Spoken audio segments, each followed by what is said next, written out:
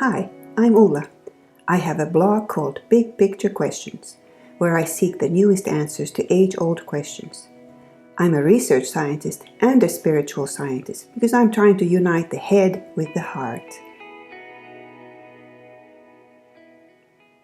Here is the most popular question asked by my readers. What is the difference between linear time and nonlinear time? Linear time means moving from the past into the present and the future in a straight line, in one direction. But time doesn't really exist like that except in our minds. Time is something that was invented by humans. We have made some collective agreements about a set of circumstances, such as what time zones, or the day of the week, or month, or calendar year it is. All these things only apply to Earth. No other place in the universe operates in Earth years. Linear time is best viewed as a series of now moments. They are like a film strip with still frames all joined together. Your present is whatever frame you focus on. It becomes your past as soon as you move to the next frame, which was your future until then. As you shift your focus, the scene gets refreshed again and again. Another way to see time is to view it as a series of now moments. Your consciousness is like a flashlight that shines its light on one now moment at a time. That becomes your now, at least for a nanosecond or less. That means all these now moments are simultaneous. They're all happening at the same time, in Nowness, and there's more than one path to choose from. In nonlinear time, we see that time is just a marker for an event at a particular location. There's a whole sphere of now moments or event points to choose from, inside and outside the sphere.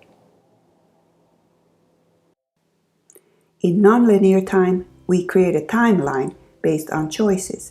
Our choices create a sequence of events linked together to create an event stream. But here's the kicker. We can choose to go in any direction, up, down, sideways, backwards, forwards, diagonally, whatever we like. We have lots of choices at every point. That means we could even time travel. We could jump to the past or the future because all those now moments are simultaneous.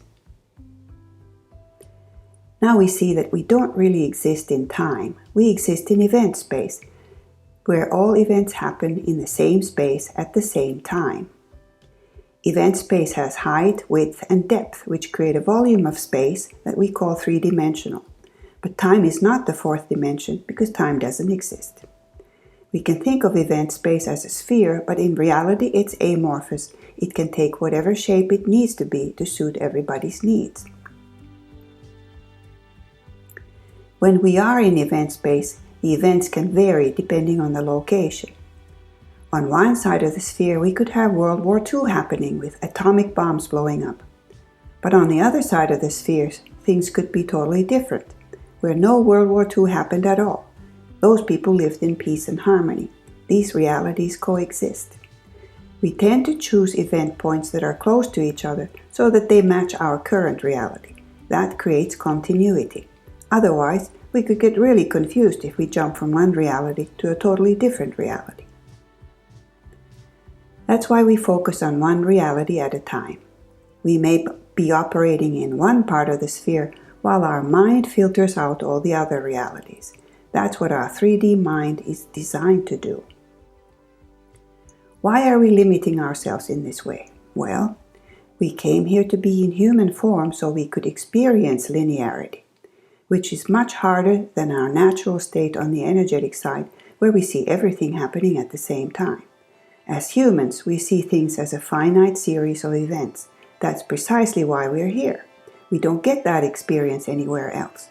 That makes the human experience very unique. I'd like to thank both Wendy Kennedy and Guy Needler for their guidance on our understanding of time and event space. For more information, please go to my blog, bigpicturequestions.com, or read my book that talks about event space and many other things in our multiverse. If you like this video, please subscribe to my YouTube channel. To get notified of all my new videos, please click on the bell as well. Let's spread the word to others. If you like, please give this video a thumbs up and share it with others. Thank you for watching and uniting your head with your spiritual heart.